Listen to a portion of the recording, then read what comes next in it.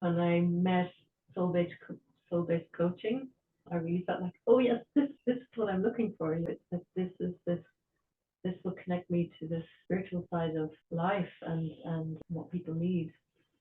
Basically, I help support people who, for whatever reason, want to prepare themselves well for the end of their life. Might be through illness, maybe through age, other circumstances, but doing that in time while you have the energy and the inspiration and the space to do that. So, and I also give courses on that subject for people who are just curious and interested. I was looking for, I think, almost a year for some training that would give me more skills in guiding that process of helping people to really think about the end of their life, what they need to do to prepare, and what they need to finish up, heal, whatever it is.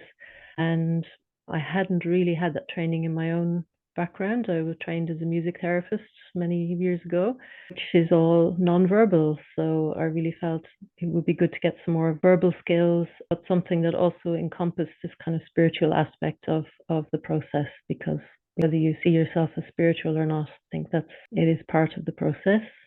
And a lot of the trainings I've found were, I don't know, they just didn't really speak to me because they were quite cognitive and or very eclectic and a mix of everything. And what really spoke to me about this training was that it's one method, which is also quite holistic. So just including all aspects of our experience as a human being.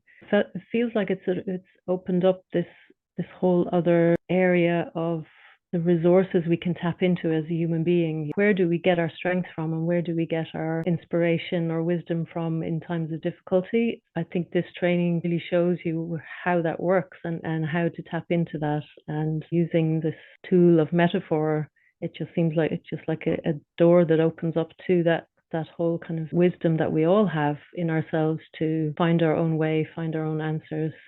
And so that's really what I was looking for, actually. I always felt that it's the person's own process and you should follow for their process. But I feel a lot more confidence to do that and to step back and not feel like I have to be the one fixing the other person.